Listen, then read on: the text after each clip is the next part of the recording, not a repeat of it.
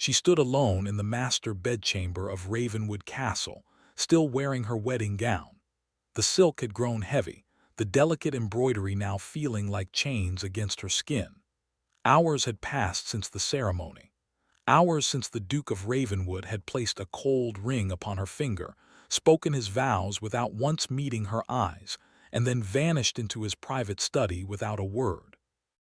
Aurelia Vance, now Aurelia Ashworth, Duchess of Ravenwood, listened at the door that connected her new prison to his sanctuary.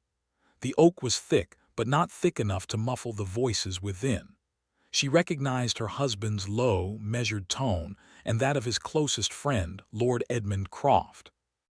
"You could at least pretend to tolerate her, Lucian," Edmund said, a goblet clinking against wood.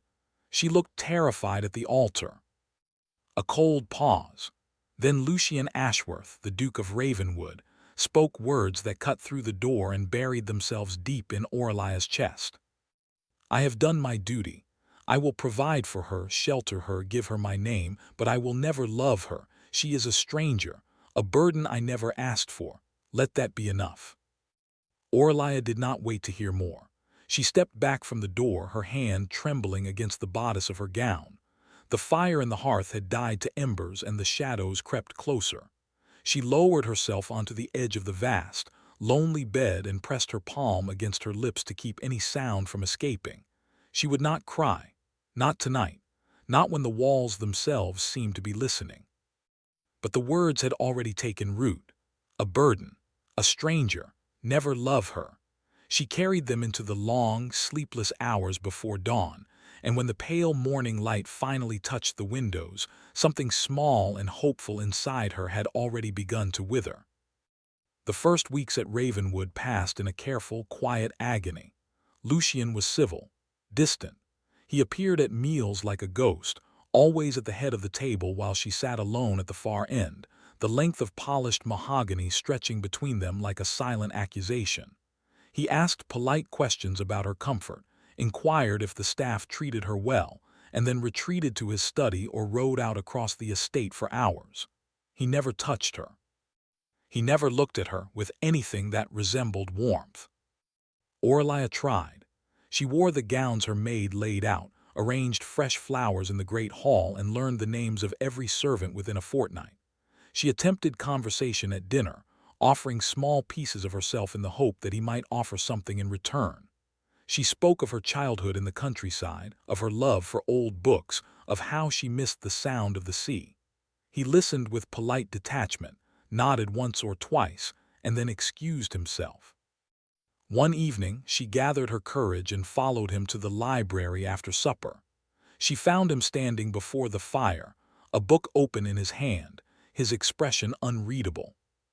"Your Grace," she said softly, "I wondered if we might talk, truly talk. I wish to understand you, to be a proper wife to you." He did not turn. The firelight traced the sharp lines of his profile, the rigid set of his shoulders. "You are the Duchess of Ravenwood. That is all that is required." "But I am also your wife," she pressed, her voice barely above a whisper. "Does that mean nothing beyond duty?" Finally he looked at her. His eyes, a deep, stormy gray, held no cruelty but no tenderness either. They were simply empty. "You are not my choice, Aurelia, but you are my responsibility. I will not be unkind to you. Do not ask for more than I can give." He closed the book and walked past her, leaving the scent of leather and cold air in his wake. She stood alone in the library, the fire crackling indifferently, and felt the last fragile strand of hope snap inside her. From that moment she understood. She was a duty, a debt to be managed. Her heart was a door he had no intention of ever opening. Something shifted in Aurelia after that night. She stopped waiting by the window for his return. She stopped arranging flowers for a table where no real conversation would happen. She stopped hopping. Instead, she turned her attention outward, to the estate, to the tenants, to the neglected corners of Ravenwood that had long cried out for care. She discovered that the castle's steward, an elderly man named Mr. Hemlock, was overworked and grateful for her assistance. She began visiting the tenant cottages, listening to their worries, bringing small baskets of food and medicine. She learned that the roof of the village school leaked badly and quietly arranged for repairs using the household accounts. She asked no permission. She simply acted. The servants noticed the change. Mrs. Brimley, the housekeeper who had initially regarded her with wary formality, began to smile when the young Duchess entered the kitchens. The grooms and gardeners tipped their hats with genuine respect. Orlia became a quiet, steady presence, efficient, kind, and slowly, undeniably, necessary to the life of the estate. And she stopped seeking her husband's company entirely. At dinner, she was composed, serene, asking nothing of him. She responded to his perfunctory questions with grace and then excused herself to her own sitting room, where she read or wrote letters or planned the next day's tasks. She no longer lingered in doorways hopping for a kind word. She no longer looked at him with those searching, vulnerable eyes. She had learned to build a wall of her own. Lucien noticed the absence of her attention before he understood what it meant. At first, it was a vague sense of dislocation. The great hall felt quieter. The dinner table stretched even longer. When he passed her sitting room in the evenings, he sometimes heard her humming softly, a sound she had never made before. She seemed content, without him. It unsettled him more than he cared to admit. One afternoon, he returned from a long ride to find the courtyard unusually lively. A smart curricle was drawn up by the steps, and beside it stood a man Lucien recognized with a faint prick of irritation. Lord Christopher Ashby, the young Baron of Thornwood, a neighboring estate. He was laughing at something, his head inclined toward the Duchess, who stood on the steps with a basket of herbs in her hands. She was smiling, a genuine, open smile that lit her whole face. Lucien reined in his horse and watched from the shadow of the gatehouse. He saw Lord Ashby reach out and take the basket from her, his fingers brushing hers with deliberate familiarity. He saw the Baron say something that made Orlia laugh again, a light, musical sound that drifted across the courtyard. He saw her look up at the young man with an ease she had never once shown her own husband. A cold, unfamiliar sensation coiled in Lucien's chest. It tightened as he dismounted and strode toward them, his boots striking the cobblestone with more force than necessary. "Ashby," he said, his voice flat, "you are a long way from Thornwood." Lord Ashby turned, still smiling, and bowed with easy courtesy. "Your Grace, I was passing through and could not resist calling upon the Duchess. She has been so generous with her time for the village school. I wanted to offer my assistance." Orlia's smile had faded slightly at Lucien's approach, and she dipped a formal curtsy. "Lord Ashby has kindly offered to donate books for the children. I was just thanking him." Lucien's gray eyes moved from the Baron to his wife. "How thoughtful!" The word fell like a stone. "But I am certain the Duchess has many duties. I would not wish to delay you, Ashby." The dismissal was unmistakable. Lord Ashby's smile tightened almost imperceptibly, but he bowed again, this time to Orlia. "Another time, then, Your Grace." He climbed into his curricle and drove away, leaving a faint cloud of dust and a heavy silence behind. Orlia turned to Lucien, her expression calm but unreadable. "That was unnecessary. He was only being kind." "He was being familiar," Lucien replied, his voice low. "You are the Duchess of Ravenwood. You would do well to remember the dignity your position demands." She looked at him for a long moment, and something flickered in her eyes, not anger but a quiet, profound disappointment. "I have never forgotten my position, Your Grace, but I have also learned that dignity does not require loneliness. Good day." She walked past him into the castle, her back straight, her head high. Lucien stood alone in the courtyard, the echo of her words ringing in his ears.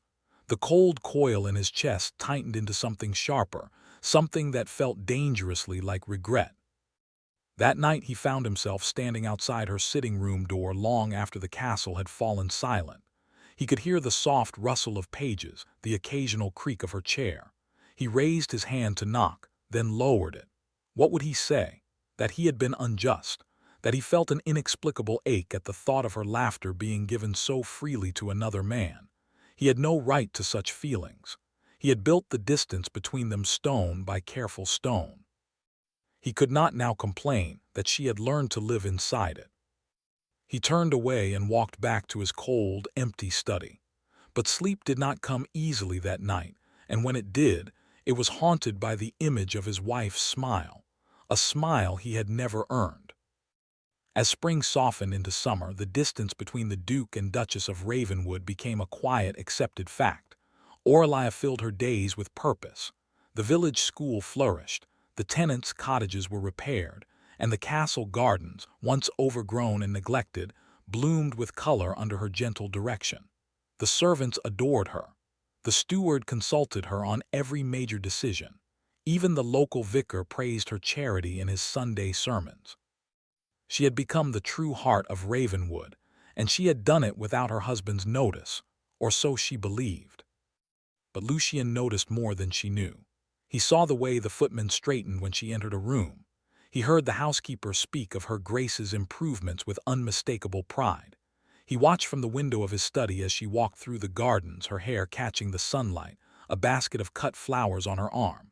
She was so familiar now, and yet so utterly remote. She never sought him out. She never asked for his company.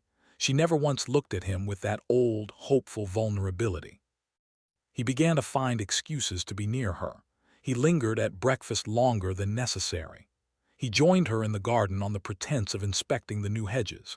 He even attended the village fete she organized, standing at the edge of the crowd like a dark sentinel, watching her move among the tenants with effortless grace. She acknowledged his presence with polite nods, but she never invited him closer. One afternoon, Lucien returned from a meeting with his solicitor to find a letter on his desk. It was not sealed, and the handwriting was his wife. He recognized the elegant, sloping script from the household accounts. He should not have read it. He knew that. But the first line caught his eye, and he could not look away.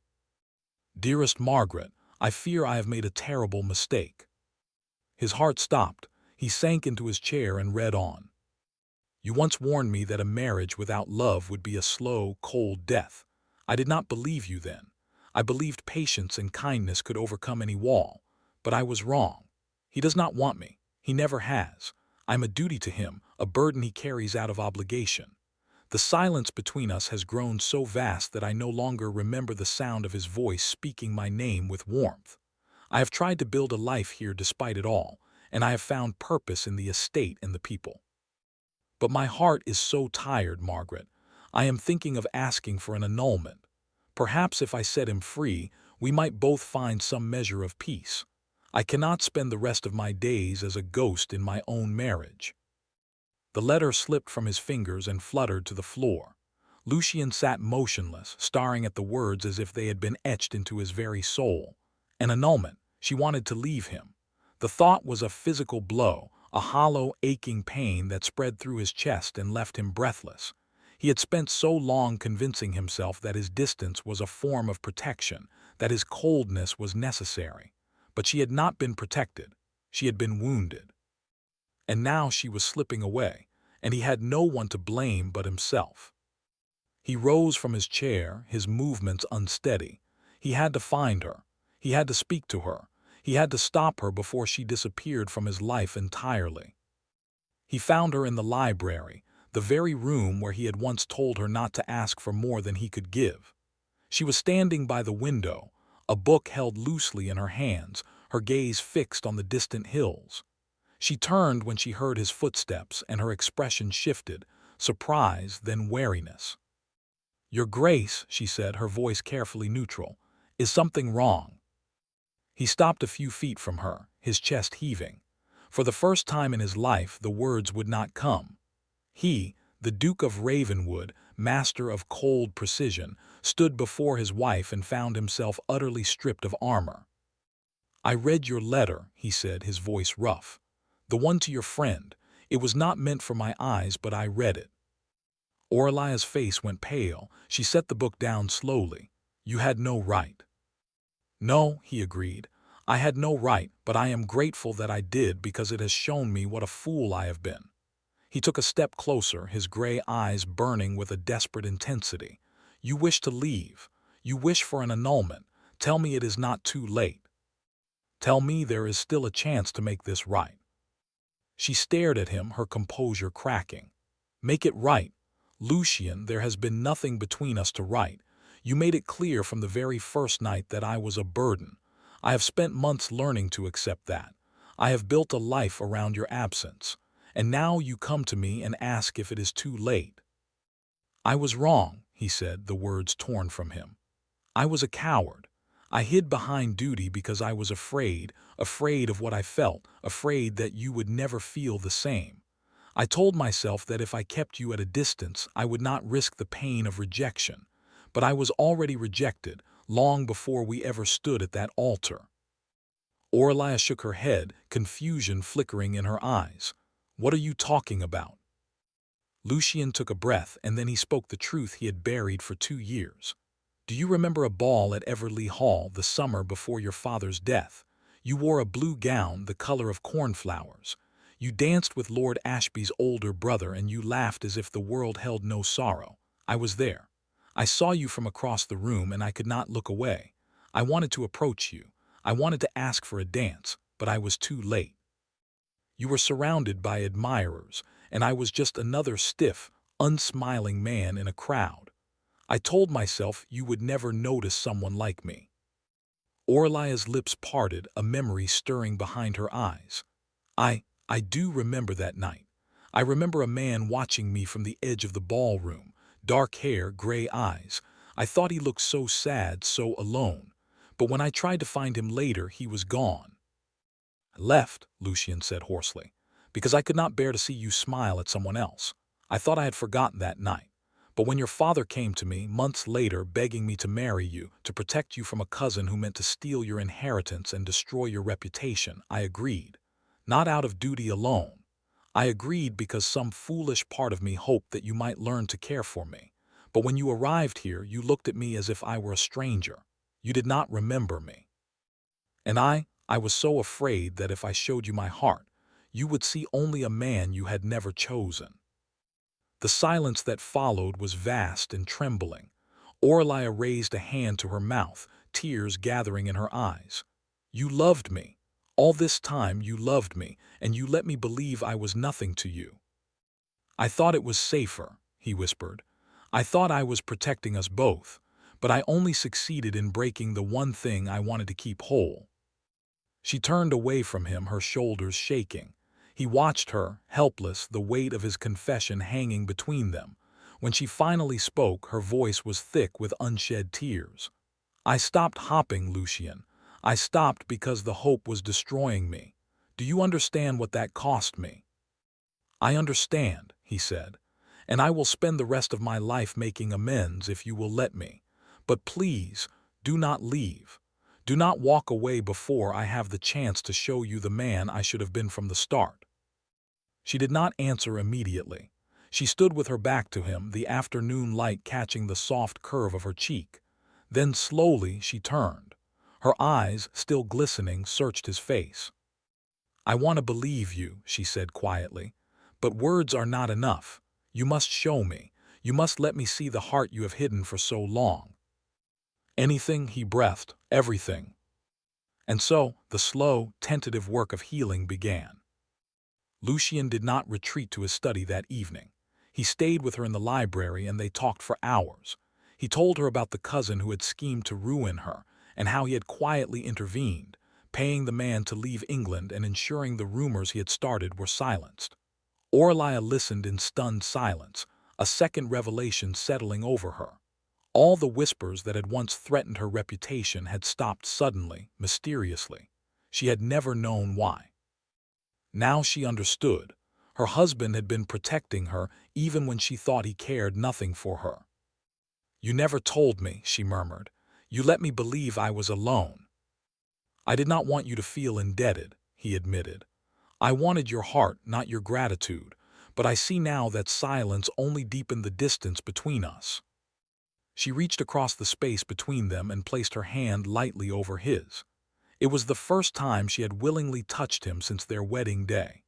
He looked down at her fingers, so small and pale against his own, and something cracked open inside him, a wall he had spent years building.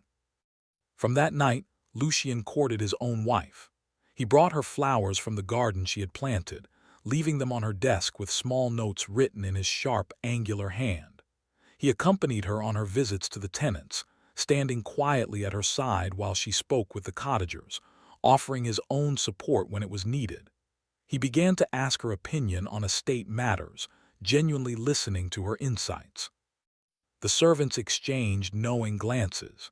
The housekeeper, Mrs. Brimley, was heard to remark that the master had finally woken from a long sleep. Aurelia did not fall back into hope all at once. She guarded her heart carefully, watching him with cautious eyes. But every small gesture, every awkward attempt at tenderness, chipped away at her defenses. One evening she found him in the music room, struggling to tune a violin that had belonged to his mother. He looked up with a rueful smile. "I thought I might learn to play for you," he confessed. "I am not very good." She laughed, a real, spontaneous laugh, and crossed the room to help him. Their fingers tangled over the strings, and when he looked up at her, the love in his eyes was no longer hidden. It was raw, unguarded, and utterly disarming. "Aurelia," he said, his voice breaking slightly, "I loved you too late, but I swear I will love you for the rest of my life if you will let me." She set the violin aside. "You did not love me too late," she said softly. "You loved me in secret and I loved you in vain, and we have both been so foolish. But I am tired of foolishness. I want the life we might have had." She reached up and touched his cheek, and he closed his eyes, leaning into her touch as if it were a benediction. When he opened them again, there were no walls left, only a man who had finally found his way home. The summer days passed in a gentle rhythm of rebuilding. Lord Ashby called once more, but this time Lucian greeted him with cordial reserve, and Aurelia introduced him to her husband with quiet pride. The Baron, a perceptive man, saw the change in the air between the Duke and Duchess and bowed out gracefully, his admiration turning into simple friendship. There were no grand pronouncements, no dramatic scenes, just the slow, steady knitting together of two hearts that had been broken in different ways. Lucian learned to speak his feelings, haltingly at first, then with growing confidence. Aurelia learned to trust again, to let herself be vulnerable, to accept that his coldness had never been indifference but fear. One evening, as the autumn leaves began to turn gold, they stood together on the terrace of Ravenwood Castle, watching the sun set over the hills. She leaned her head against his shoulder, and he wrapped an arm around her waist, pulling her close. "I used to stand here alone," she murmured, "and imagine what it would feel like to be loved by you." "And now?" he asked, his lips brushing her hair. "Now I know," she said, "and it is better than I ever imagined." He turned her gently to face him, and there, under the fading light of the sun, he kissed her. Not a kiss of duty or obligation, but a kiss of deep, abiding love, the kind that grows from pain and patience and the courage to finally speak the truth. When they parted, she was smiling, and so was he. The Duke of Ravenwood had once called his wife a burden, but she had become his heart, his home, his greatest treasure, and he spent the rest of his days ensuring she knew it, every single moment until the very end. And the Duchess, who had once stood alone in her wedding gown listening to words of rejection, now walked through the halls of Ravenwood with her hand in his, her laughter filling the silence that had once been so vast. The castle was no longer a prison. It was a place of warmth and light and second chances. They had both believed love had passed them by, but love had been there all along, waiting in the quiet spaces between heartbeats, patient as the dawn. All it needed was the courage to be seen.